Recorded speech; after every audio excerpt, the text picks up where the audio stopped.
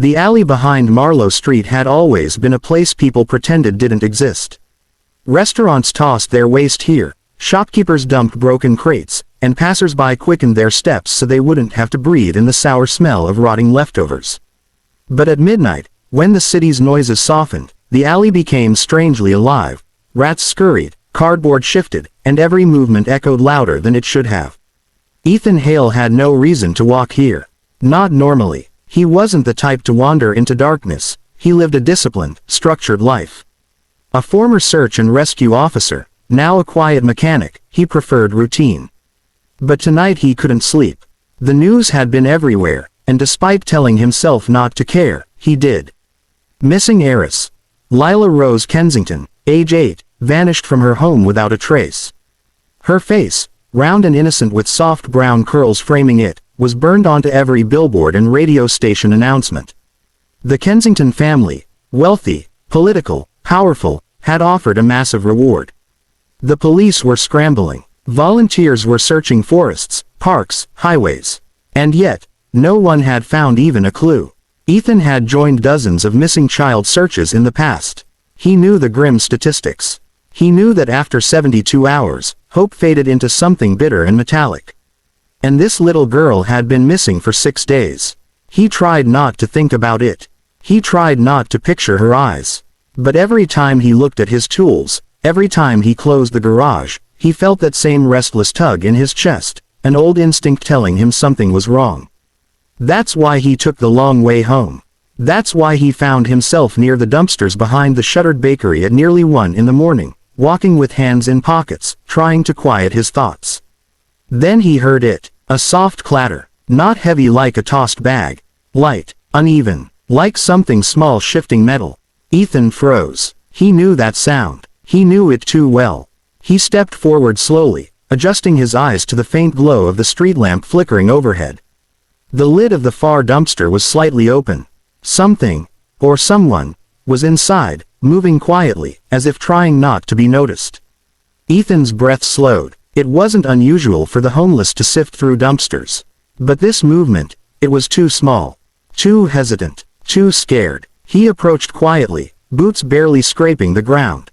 When he was close enough, he cleared his throat gently, not wanting to startle whoever was inside.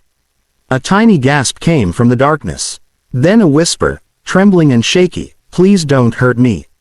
Ethan's chest tightened. He had heard that voice before. Not directly, but in the frantic interviews replayed on the news, recorded from the Kensington home's security cameras. He recognized that fragile tone. Slowly, carefully, he lifted the lid.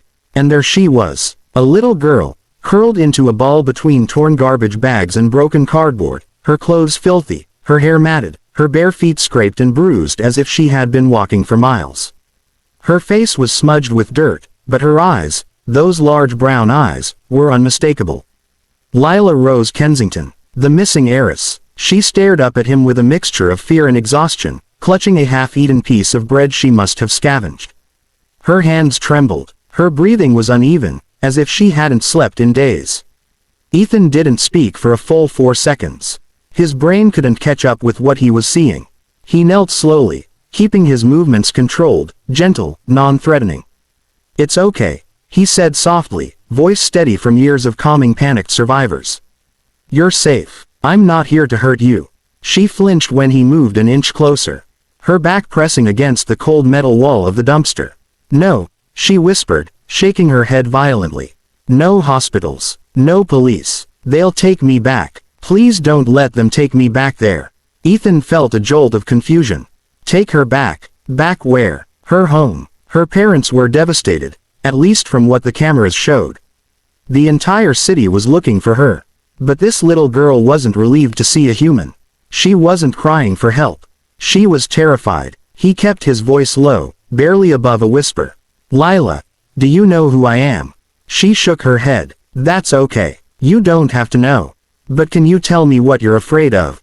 Her tiny fingers dug into the moldy bread like she was afraid someone would take that from her too. She opened her mouth, closed it, swallowed hard. Her voice cracked. "They're watching." Ethan leaned in a fraction. "Who is watching?" She glanced around the alley, shivering even though the night wasn't that cold. "The men. The ones who took me.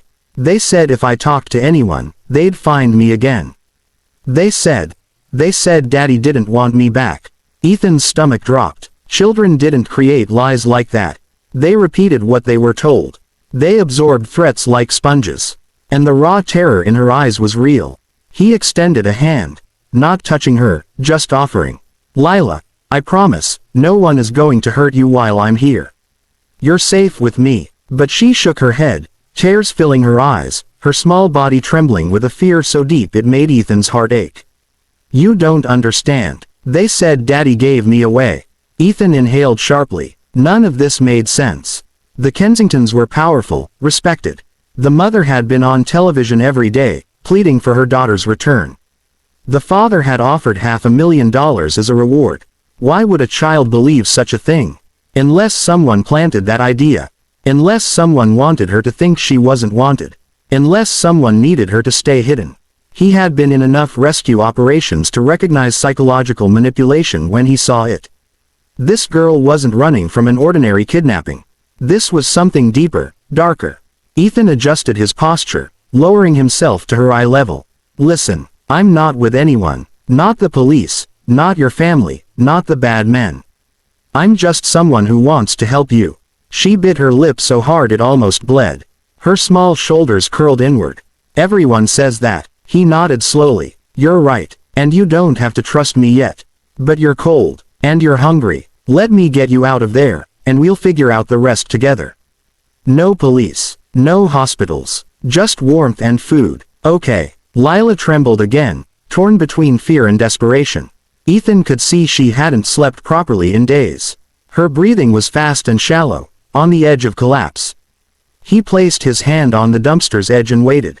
After a long, heavy silence, she placed the bread down and inched toward him on shaky legs. When he lifted her out, he was shocked by how light she felt.